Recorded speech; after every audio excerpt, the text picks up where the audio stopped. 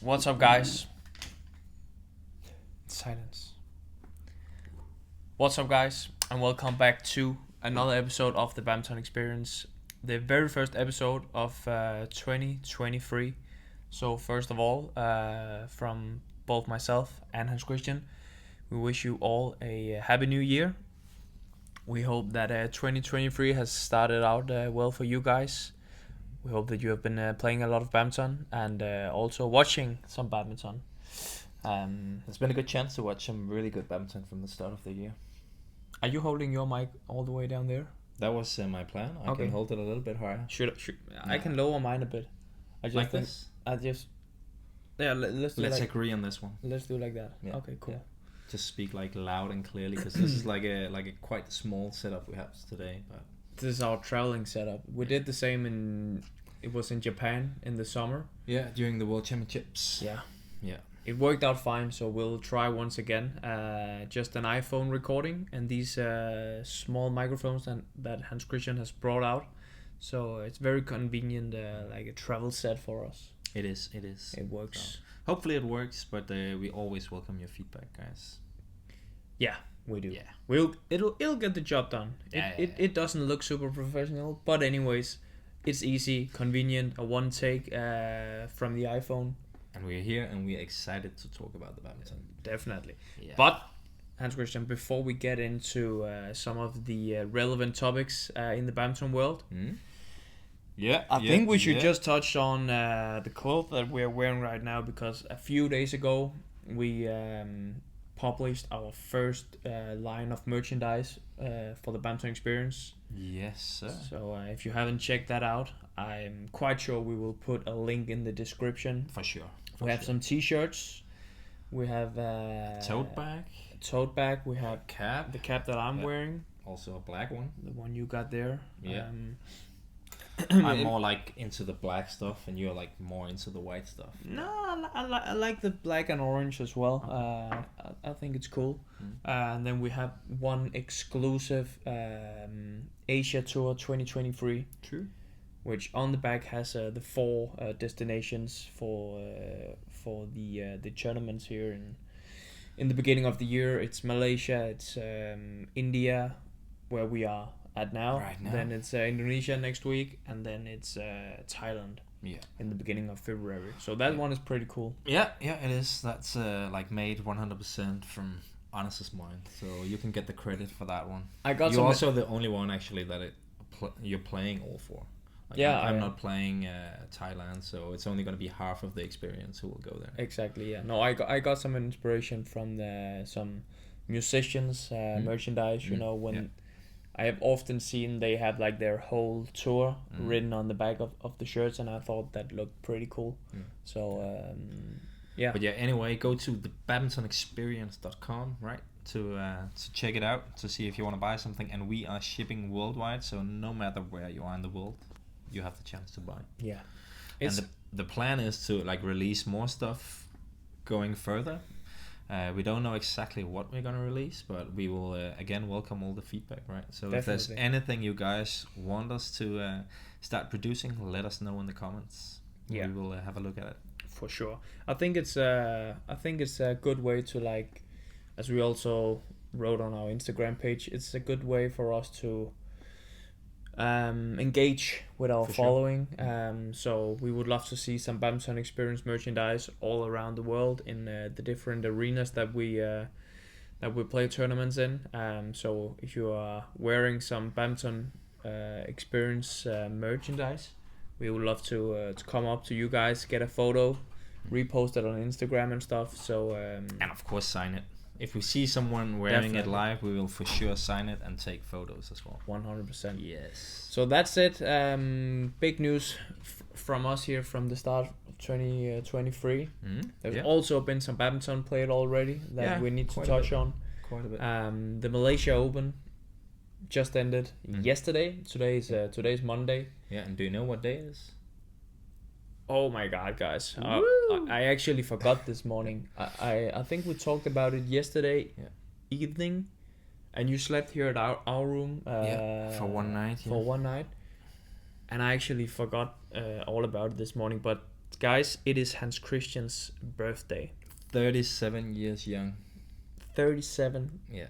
That's crazy. Yeah, I'm still young. Like I was moving better than you in training this morning. So Definitely, definitely were. Yeah, that's good. How does it feel to be 37? Do you? Yeah, I was actually quite curious before training, like if I could feel any difference. But I had a bad day in training yesterday, so today was actually better. So 37 feels better than 36. I must say it's very, very impressive.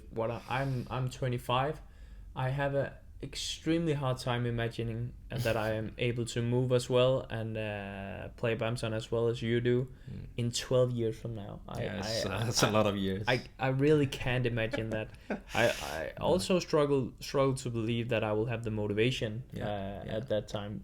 But you've also you've won a lot more matches than me. I still feel like I need to get on court a few more times to win a few more matches. You're still up and coming. Yeah. I think in total I might even have played less matches than you in my career. Probably not, but I don't think so. You will catch up with me quite You haven't reached your full potential yet. No. I think it will come now in the next few years for you. Yeah. Hopefully. I hope for a few wins, that's for sure. I remember 2 years ago when you turned 35. That was when we were playing that Corona tournaments, a bunch of tournaments out in Thailand. Yeah. That was a crazy trip. But I just remembered wow, Hans-Kristian is turning 35. That's impressive that he is still going strong. And now here we are 2 years later and you're still going strong. Yeah, but you can discuss if am I still going strong? I'm still competing at this level. I'm not winning enough matches. So I'm gonna change it this week. I mean, 2 years ago you reached a final in a Super 1000 in Thailand. Yeah. Right now I'm struggling to win a first round. You defeated, but you were also struggling back then. Yeah, but that's true. Once in a while you pop up and do something that's quite unexpected. So, who are you facing in this week? I have Kanta Suniyama, so the semi-finalist from last week. Okay, interesting. But you have a good head-to-head against Kanta Suniyama. 5-0. That's crazy. I think that's one of the more surprising head-to-heads in the world of badminton. I would say so because on paper he would probably be the favorite. Yeah, for sure. And I would also say that I believe that his playing style would be a little bit hard for you to beat. Okay. Because why is that? I mean, he's playing in a good pace. First of all, he's getting a lot back. He's a Japanese player, They're always good at that. I mean, they're hardworking for a long time. Yeah. He has a good defense, I would say. I could just see why that kind of player would give you some problems. But for some reasons, you're probably in his head a bit. I mean, probably. Since you're up 5-0. It's not like I'm winning easily every time. It's been quite close in I think 4 out of the 5.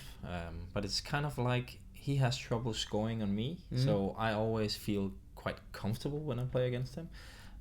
Or at least when we get kind of further into the match, I start reading his attacks a bit better. So I tend to make fewer mistakes when I play him because I don't feel too stressed out.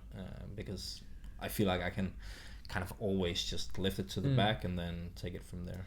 But I mean, the fun thing is that there's so much mental in it. Yeah, I mean, for sure. Because you against him, let's say you played 5 matches, and you just only have to think about the level you guys play badminton at. Yeah. He should have won a few of them at least. For sure, yeah. But at this point, I guess there's just so much mental in it, and you see that with some players facing each other that it doesn't really make sense in terms of their level. I mean, I'm quite curious to see we are gonna go on court on Wednesday. I'm quite curious to see if he's gonna really try and come out of the blocks just trying to blitz me or something like that to try and really show that okay, this time I've got you or something, because he made the semi-final last week, so obviously he's playing well, he has the confidence, but then I'm also curious to see if I can then get my defense going and it starts getting tough for him, will he kind of just maybe not give up, but if I can then sense that he's starting to doubt himself a bit more. It's interesting. Yeah, it's gonna be fun. I hope that you will keep the 0. Yeah. I was actually at some point I was kind of like hoping I wouldn't have to play him again, Yeah. just so I could retire with Yeah. the 5-0 Yeah. against him. But obviously, if I can get it to 6-0, that would also be quite amazing. That would be a good one. Yeah. But the Malaysia Open, we just got sidetracked a bit. Yeah. Sorry about that. That is the first tournament of the year has been played, the Super 1000, in the awesome city of Kuala Lumpur. Should we touch on just like our personal experiences, or should we just go straight into whatever we think about the tournament? I think it's quite interesting to at least touch on your experience, because you Okay. haven't been you haven't played matches for a very long time. I think a lot of our viewers as well have kind of missed seeing you on court, and you had a pretty tough first round match. Yeah.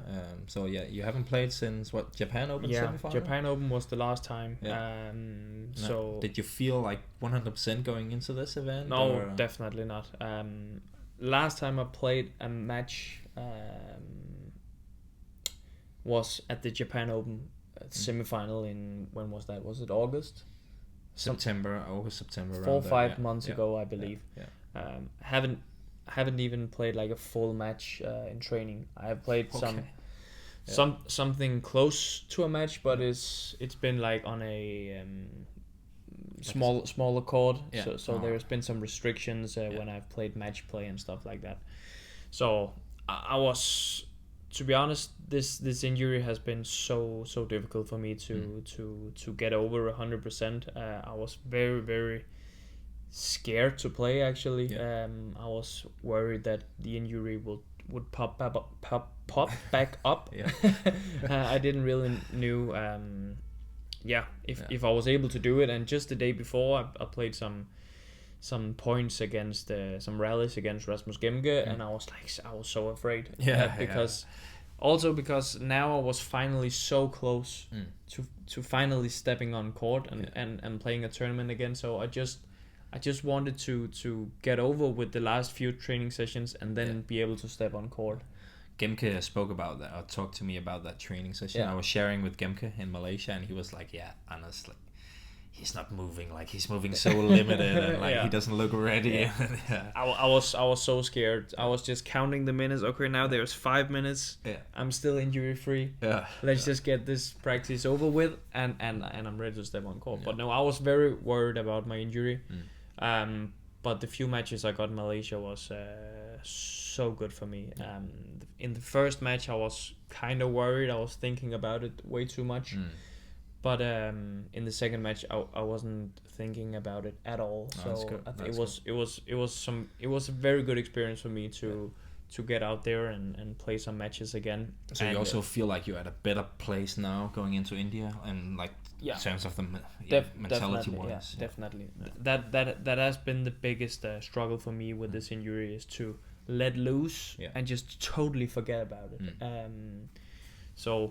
Even though I have been injury free for a long time, the toughest part has been not worrying about it, but just doing everything totally normal, and doing everything as explosive as I should do again. So that was a very good experience for me. I reached the second round, played a good match against Anthony Ginting, lost in 3 games. Unfortunately, I was quite close. I had a pretty fine lead in the third game. But I played many good matches with Anthony. But he's tough. He's tough to beat for me. We always have these close matches, but he pulled out as the winner, which was obviously a bit disappointing. But one thing that was like, I played Wing Hong Yang from China in the first round, and I was so close to losing in straight games. Yeah, you were down like 2 match points in the second. 2 match points.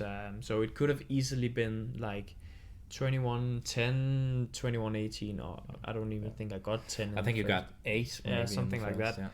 So yeah. It could have been that, but instead I won 1 match. It was a good match, 21-19 in the third, and then I got a very good match against Anthony.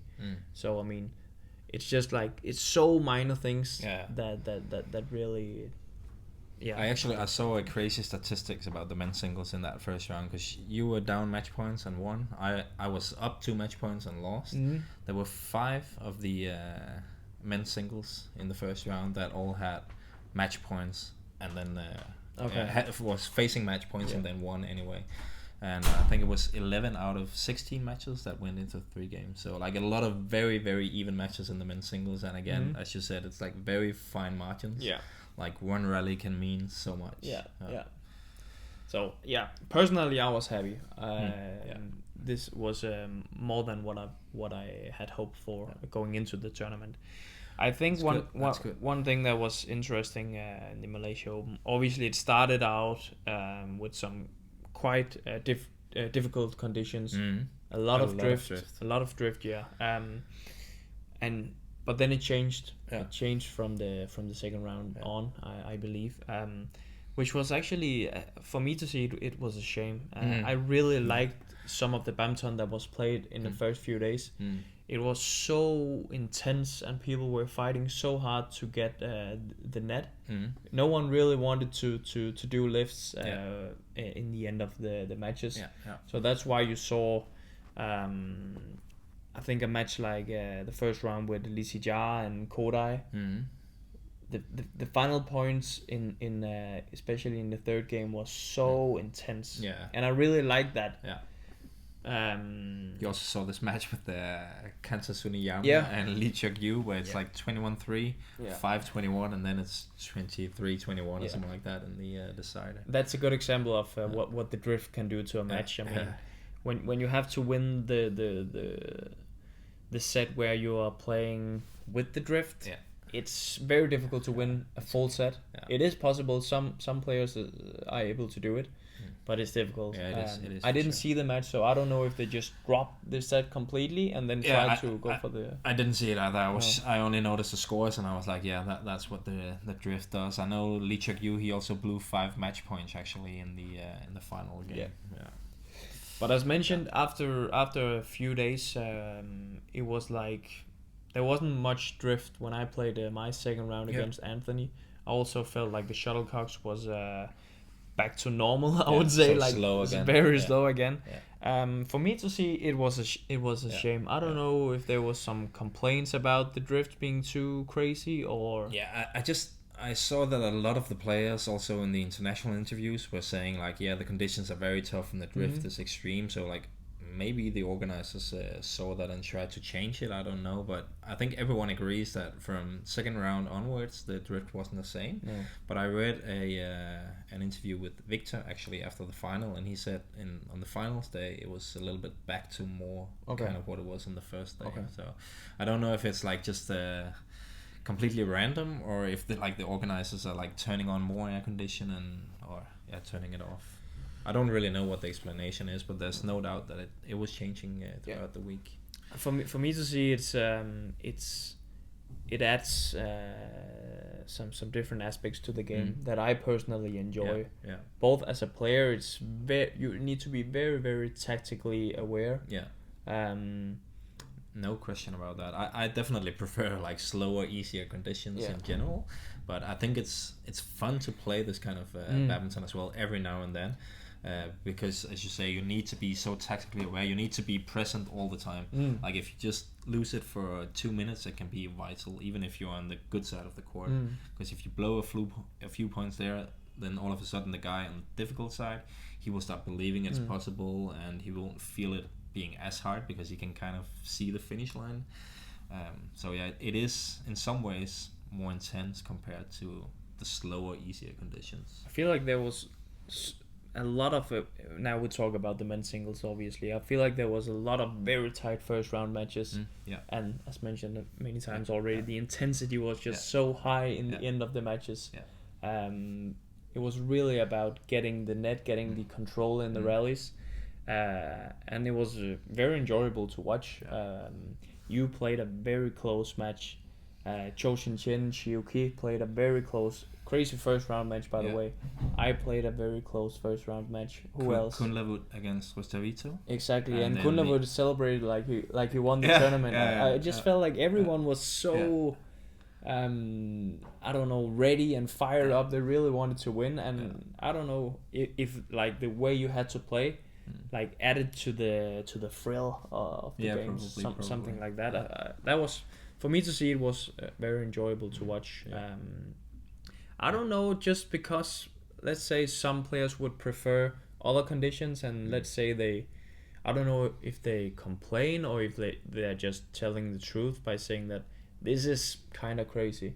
But that doesn't necessarily mean that you need to change it, right? No, I agree. I don't know if that's the explanation. It's just like, I don't know what else like could be the reason for them changing the environment. But again, maybe it's just all a coincidence. Maybe it's just random that on some days it's worse and on other days it's a bit more tricky. Because when it's a bit more tricky again on finals day, I'm like, obviously they're not trying on purpose, the organizers, to make it more tricky again. So I kind of feel like maybe they just cannot really control what kind of conditions we play in when the arena is that big. Because Ashata Arena we play in is one of the biggest arenas for sure. So I could imagine it's a bit more difficult to control the drift and the wind in there. But don't you think it's just all about the settings for the air condition? Yeah, I would guess so. I would guess so, mostly. Yeah. I don't know. I've no idea. It would be interesting to actually know what goes into making these decisions. Do the BWF, do they sit down after a day and say... Actually, back at the Rio Olympics, the BWF asked me to go there, I think 2 months before, to test the hall, because they wanted to try out with the drift, with the air-conditioned settings. So I needed to play where they had 20% air condition on and when they had 50% and 75% to kind of see how much it affected the shuttle. So in that way they were trying to like figure out what were the settings that would be acceptable. And also like try to find out like how warm is it going to be if we have zero air condition, and what's acceptable for everyone, because you have to think about the spectators as well. So I think at least for the big events, BWF is actually trying to know what the conditions are and be able to control them as best as possible. Interesting. I think it's fun to play in different conditions. Sometimes it's super fast, sometimes it's super slow, sometimes it's like in between, like normal, we would probably say. Sometimes there's a lot of drift. I think that really adds to the game for me to see. I think it's better for everyone actually, because it can be in some ways a little bit boring if it's the same all the time. And I think it has been the same for so long, just like super heavy shuttlecocks. And it's just the same kind of badminton that you watch every single tournament. So but can you talk a little bit about your own experience at the Malaysia Open as well? Well, for me it was... I watched it. I watched the ending of it was your first round in match. some ways a heartbreaking loss, losing after having 2 match points, and I'm struggling a lot for points because my ranking is down to 39, and I want to make it to All England, so I need to score some points. And it was a Super 1000, so obviously a lot of points at stake. But I would still say overall I was very positive, even though I lost. Because just a few days before, I was still struggling with a hamstring injury I sustained in the middle of December. So I wasn't even sure if I could actually play at 100%. But as soon as we got started, I felt good, and I think I moved at my best actually. So I was quite happy with the level, and it gave me a bit of confidence in terms of I would also be able to play here in India and Indonesia.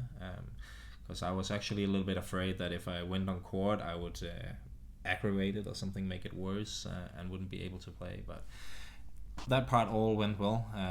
So I was happy with my level. I was happy to play. I really enjoyed it actually. But I think no matter what, when you lose after having 2 match points, it's hard to be like totally satisfied. Because I'm replaying the points in my mind where we get into the setting from 19 all. I'm like why didn't I choose that? Why didn't I do that? I did 2 bad serves on my match points, 1 in the net. I'm like, why didn't I flick? And all these like second guessing myself. But can I ask, how is it you talked about your situations with your situation with the ranking? So by now you are 39. 39, I think. Okay. I will gain a few points from losing first round, actually. Okay, so the top 32 are going to play the All England. I Yeah. mean, the top 32 are able to enter the tournaments. There's only 32 spots, so Exactly, yeah. and they just go by ranking. So you've been close to getting out of top 32 quite a lot of times. Am I right by saying that? I think actually A few times. Yeah, a few times. Back when I made the final of Thailand, the one you spoke about before, I was out of top 32. I only entered the tournament because someone else pulled out. Okay. And then obviously I got a lot of points for making the final and didn't struggle to be in after that again. But yeah, it is quite a struggle to be there. I think the worst part about it actually is that it's so difficult to plan my tournaments because I don't know if I'll be able to enter All England. I won't know until after these next 2 weeks, because if I get a lot of points, I will be able to. If I don't, then I won't. But I can't book anything, hotels or flights and stuff like that. That makes sense. Yeah. But my question is, how is it to play with that in mind? Yeah, that pressure. It's obviously not the best, but I think in most situations in my career, I've been better to perform when I've been under more pressure. And when I've done well and gone higher and higher in the rankings, I've actually been worse at dealing with that kind of pressure, because it's just a different kind of pressure. The pressure I have now is more like, without sounding like it's too much, but I'm kind of fighting for my life. And I've always been quite good at fighting and giving everything and having this like never say die attitude. But as soon as you start producing results, it's more like you're being chased and everyone wants to beat you, and you have a lot of expectations also from yourself, and that burden I don't really have right now. So like, I'm not saying I want to be under pressure, this kind of pressure, but it is different, and I feel like I've dealt with it before quite well, and I agree. I also feel like I'm dealing with it okay now actually, but I think I'm also at a point in my career where like I really want to play All England. I want to play the World Championships and stuff, but I'm also maybe more able to see now that even if I don't qualify for those events, it's not like my overall career is gonna be less worth, or I'm not gonna be unsatisfied with what I've achieved. So in that way, it's maybe a little bit less important than what it would have been 5 years ago. But are you able to totally put it aside? No, actually not. In the match you played against Chico, in the deciding game, you are going to serve in the extra points. Are you thinking about your situation? I thought about it a few times in the end. One time where it was positive that I thought about it was when I was down, I think 18, 14 or 15. I was like, you just gotta give everything now, because this is a brilliant chance to get the points and stuff like that. And won 3 or 4 points in a row after that. But I clearly remember when I got my first match point, I was already starting to think like, what could this mean? And like, I completely lost my focus on what I had to do, and then made a service mistake. So in that way, I wasn't able to block it out completely, and that's probably the one thing that annoys me the most about the match, that I wasn't able to just focus on what I needed to do. I could still lose the match points, of course, even if I got the shuttle into play, but my focus wasn't at the right things at that point. I mean, I mean it's easier said than done, but that's definitely what you need to be very good at. And now this is obviously a very, very disturbing situation for you, but it could be a bunch of other stuff. Negative thoughts in general is just unavoidable. They just power into your head all the time, and if you start to think about if I win this match, this is going to happen. If I lose this match, that is going to happen, and how could this affect this and stuff like that. You just need to be able to register those emotions quickly, and then put them aside and focus on whatever you need to focus on. Exactly. And that can sound simple. Yeah, it sounds simple, and it's like a constant thing that you need to do all the time, because there are so many disturbing thoughts popping up into your head, and that's so natural.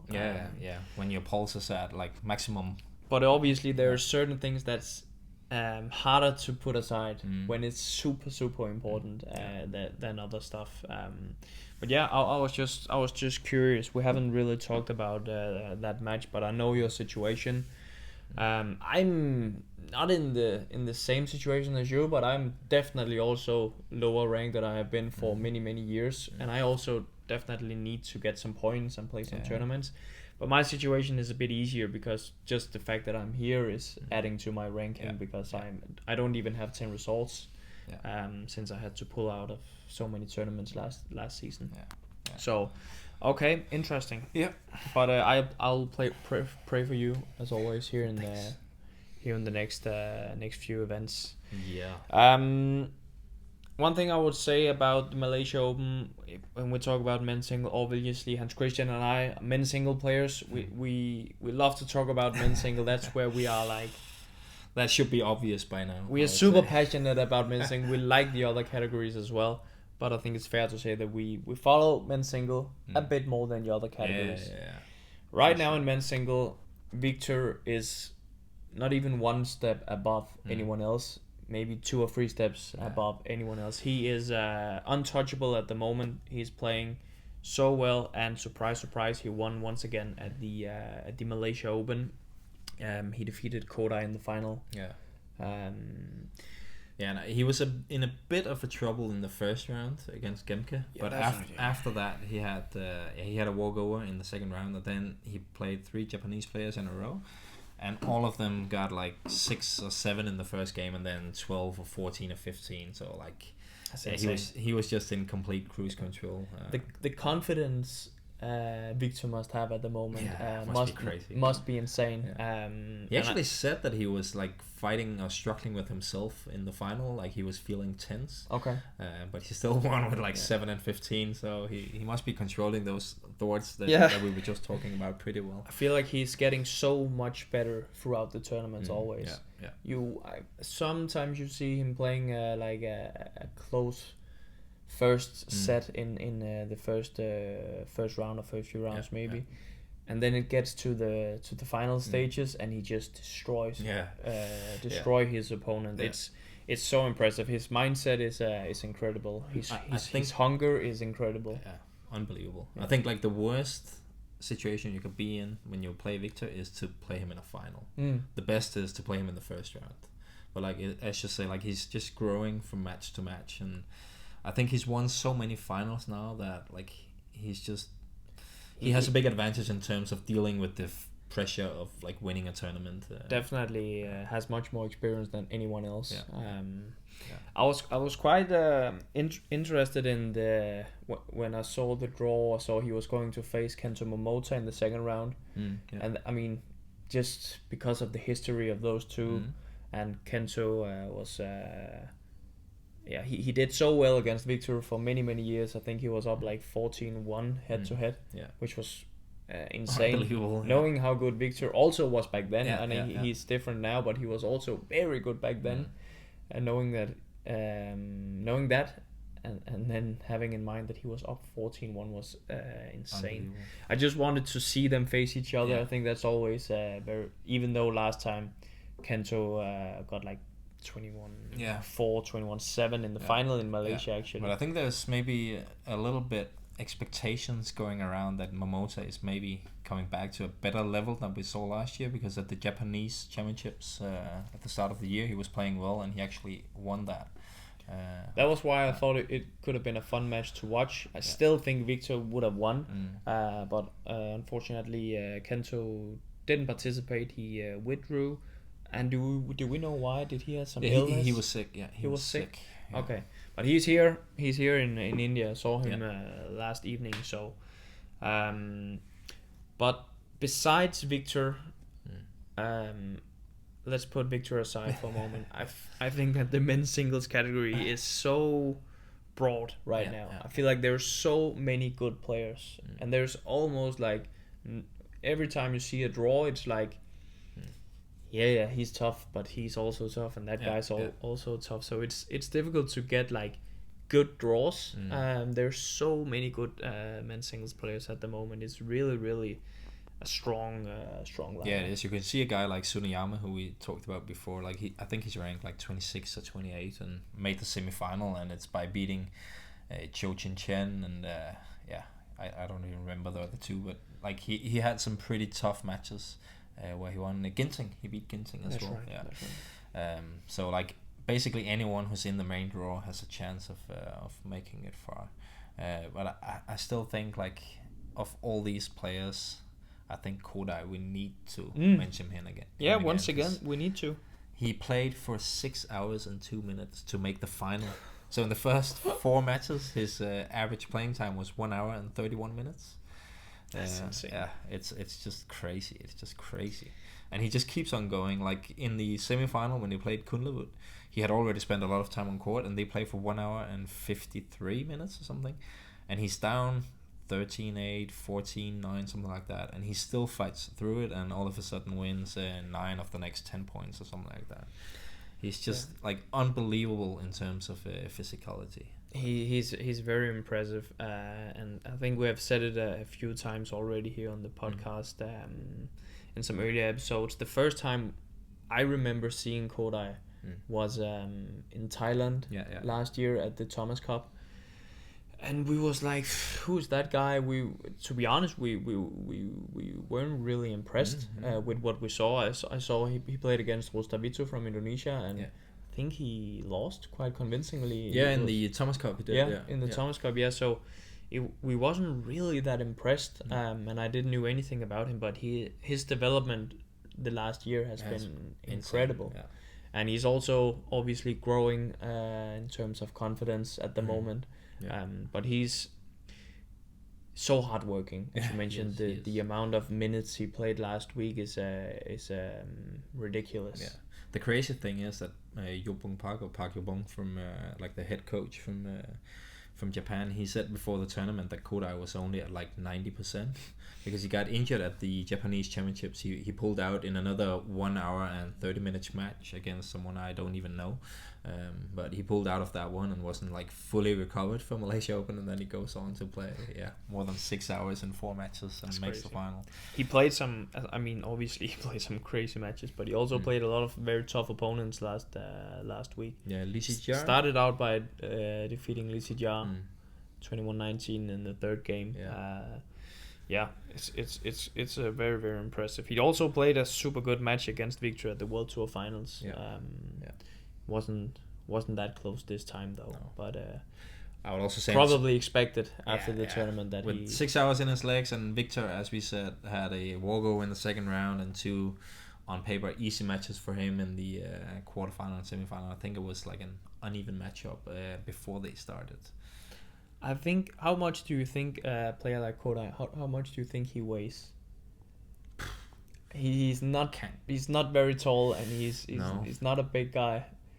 I mean, 65 perhaps. 65 kilos. Yeah. I remember Chong Wei. I think he was something like around that. Okay. At his best, but he was more skinny compared to Kodai. Kodai is not like super skinny. It's not that he's fat or anything, but like Chong Wei was just like very skinny, even though he was of course strong. But it must be nice though. I mean, I know there's advantages and disadvantages from being both taller and shorter and stuff like that, but imagine if you could just like take 20 kilos off your body and then drop it. That would be amazing. That would be so I dream nice. about that.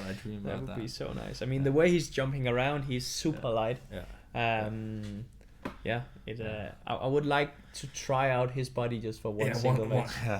See how it feels. Wake up one morning and be 65 kilos. That would be. But on the other hand, let's compare him to Victor. Victor is obviously much bigger.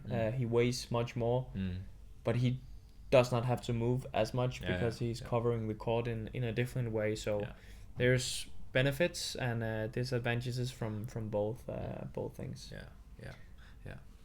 I would just say it seems like across many sports there's these athletes that are quite like big, huge guys, and usually that means that they are lacking movement. They're not very explosive. Maybe they're not very durable.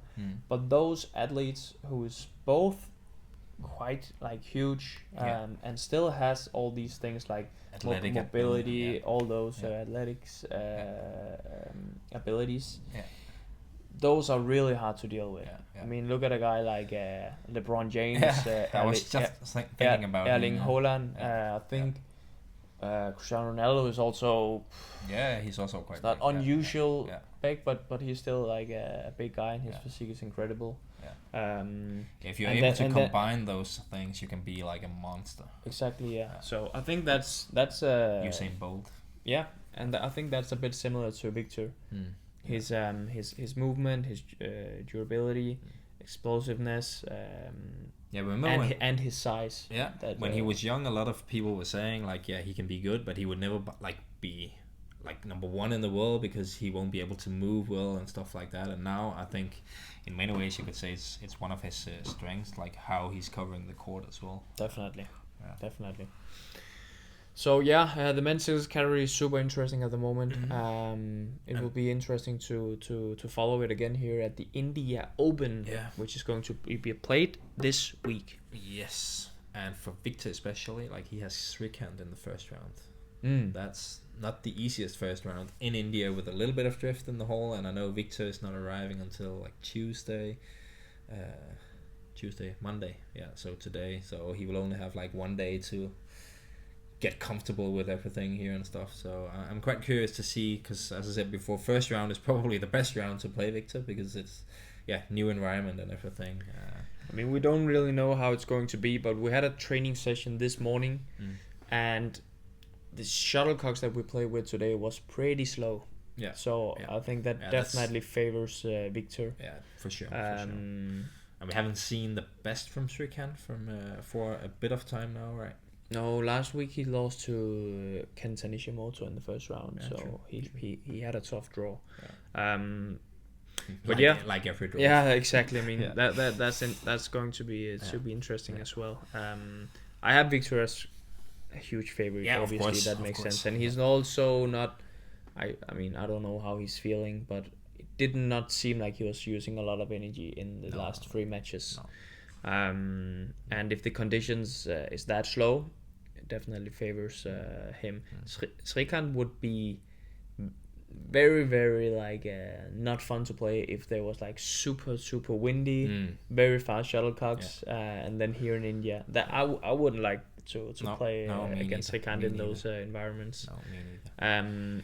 How cold is it here in Delhi? Yeah, it's crazy. Like I didn't bring enough warm clothes, that's for sure. I knew it wasn't like summer or anything, but I just didn't expect the kind of cold that we have actually got. And I didn't get my bags as well when I arrived. Oh yeah. So I didn't. I was traveling in shorts and t-shirt. I did bring like a hoodie, but still, like I didn't have enough with me. It took 1.5 days before I actually got my suitcase. So But I mean, we are in India, so what did you expect? yeah, I mean, yeah. just have to be prepared for anything here. Yeah, it was like we were being hit in the face like straight away when we got into the plane, when we boarded the plane in KL.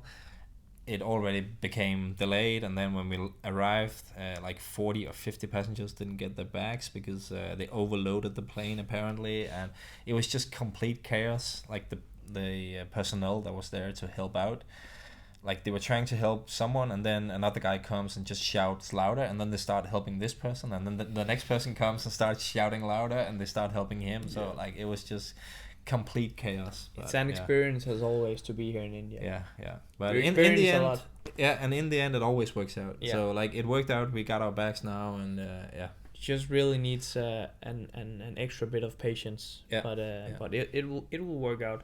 it's But no, organized in a different way. I arrived in shorts and t-shirt as well. I brought one hoodie. Yeah.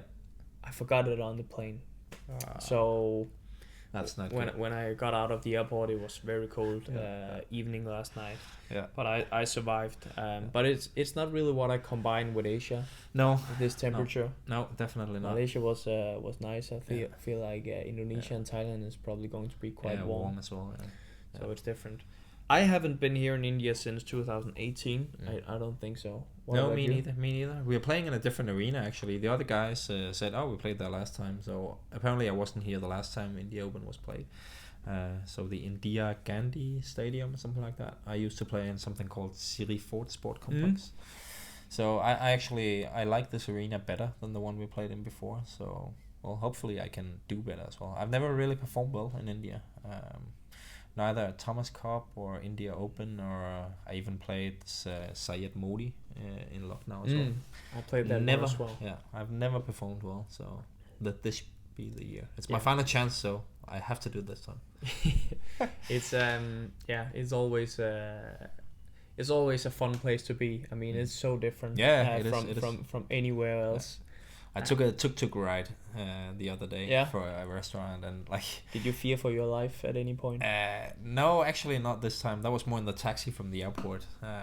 But like, people, they just drive so crazy. But I'm always impressed with like how it's just like it's working out. Like we don't see accidents and stuff like that, but it's just like people are just driving across in front of each other. There's no rules in the no, traffic. no, but they make it work. Just use the horn. That's the only rule. Yeah. I It's- kind of like that on some of the trucks. On the back of it says like blow the horn. Yeah. And like, if you did that in Denmark, like, people would be so mad. Yeah. Like, if you blow the horn, it's like people want to start a fight or something. Yeah. I don't think they don't use the horn to be unpolite or anything. No, or no. It's not even because they're angry. I don't feel like No. it's just to let people know here I come. I'm here. It's But yeah, you're absolutely right. In the beginning, you're like kind of terrified for your life when you're in the traffic. But then after a while, it's like, usually nothing happens. So it will probably work out again. But it's crazy. And then sometimes you could just see a cow in the middle of the road, and then everyone stops and just wait for the cow to leave. I mean, it's very different culture. It's so different, but that's also one of the fun things. One of the things that I've missed. I was not playing a lot last year. I really missed coming out here to these tournaments, seeing the different countries. Obviously, there's certain things about the different locations that I am not the biggest fan of and stuff, but it's still very fun to see the differences in cultures and stuff. That's it makes it a lot more interesting than if we just went to the same place over and over again, and like everything was just the same conditions. It gets boring in the long run. But the food here, can we That's just amazing. touch on the butter chicken that they have here on the hotel? This hotel. Like, I've had a lot of good butter chickens over the years, and maybe also a few too many, but I think this is the best one I've had. It's really good. Yeah. I really like Indian cuisine. I don't feel like it's the most healthy. I mean, there's definitely a lot of butter in those different dishes, and I try not to order the lassi and I ordered the lassi and the naan. But it's fun to be back here in India. I actually had. You were going to say something? I was just gonna say that I'm pretty sure there is lots of healthy stuff in the Indian cuisine as well. I just believe, like, us Danes, we've been pretty used to ordering always the like the more fat, delicious dishes. Maybe, but I think in general they like their butter. Yeah, probably. I think they add kind of a lot of butter in many of the dishes. Yeah. But it tastes so good. I was going to say I actually had my first super serious semifinal. That was in India, back in 2017. Okay. So and then I had a very good experience at the PBL. Yeah. Played the Indian League. Yeah, the Indian League. That must have been in 2018. So India is close to my heart. For me, it's one of the few tournaments where I've never made a quarterfinal. Actually. Wow. Yeah. So hopefully this year, Hans-Kristian. Yes. Before we like kind of wrap up or move on, I don't know what your plan is, but there's one thing we need to mention from Malaysia Open. That it was because I follow this profile on Twitter called Badminton Statistics. Have you heard about it? Yeah. Yeah, but you're not on Twitter, so you don't I'm really not on know Twitter, it. But no. it's a guy over from England who does all kinds of statistics on badminton, and he has all the results dating back to 2009 and even some further back as well. And I saw he was tweeting out that it was 5 world number ones who won in Malaysia. So everyone who was number one in the world won the tournament, and it's only the second time since he started doing the data from 2009 that has ever happened. Wow. It happened in Denmark Open 2018, and now again this time. So it's quite rare actually that all 5 of the world number ones win. Because we've been talking about Victor, he's being like so dominant, but like Zheng Siwei, Huang Yaqiong in the mixed doubles, almost the same dominance level they are at the moment, and they also won again without even dropping a game throughout the tournament. Yamaguchi again, just showing up strong and winning, and now also Alfian and Arianto, and I think that to me is like the biggest surprise that like they're now world number one, because I feel like they've been for so long overlooked a bit, living in the shadow of the daddies, Asan and Sechuan, and also the minions with the Kevin and Marcus. You're right. But now they're world number one and they're winning tournaments, and it's a pretty cool comeback for those two guys. Good start for all the best in the world. Definitely. They're still the best. Yeah, they were the best last year, and they're still the best. They definitely showed up for the beginning of 2023. Yeah.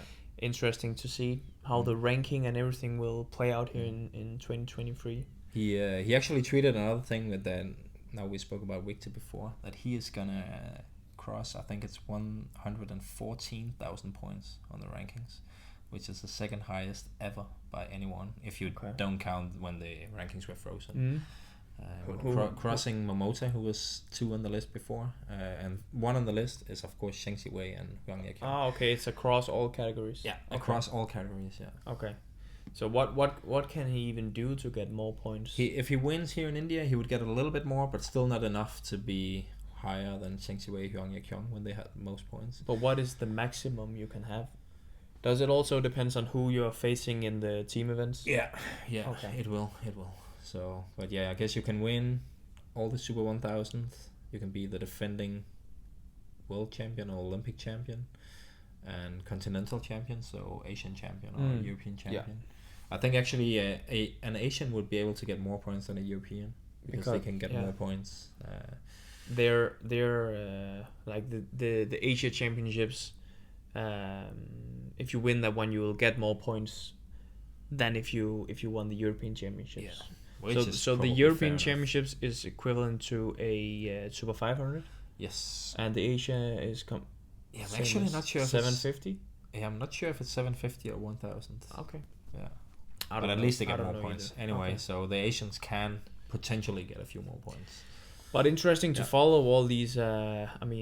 Top ranked players or pairs in and see if there will be any like switches in the major switches in the top of the world, top 5, top 10. That's always interesting to follow.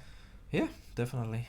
Also, in the men's singles with Li Shijiar, he's still second in the world, but I think like after Malaysia, I don't know if he will still be second, but it's very close from 2 to 9 right now. So any of those guys could be like the main challenger for Victor.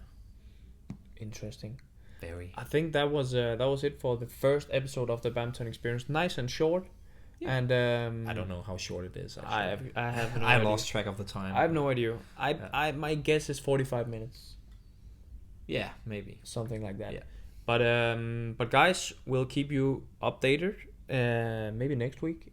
Yeah, maybe if we find the time, we will try to. We do our best. Sometimes it's a bit difficult here while traveling. We also have to take care of our training, our treatment, and preparing for the matches and stuff like that. And no one traveling with us to help with the camera and setup and everything. We're trying actually to sort it out in Indonesia, but we'll see if we'll up our game. If it's not going to be an iPhone recording, but for now you'll have to make do with this. Exactly, that was the words I was looking for. Please, again, go check out the badmintonexperience.com. Do that. Go to the Badminton Experience, thebadmintonexperience.com, and get yourself some merch. Yeah. As always, subscribe to the Badminton Experience on YouTube. Follow us on Instagram as well. Maybe also our personal accounts. Yeah, why not? HK Vidinghus, Anders_Antonsen, and just stay tuned for the next episode of the Badminton Experience. Thank you for watching, listening, everything, guys. See you. Bye.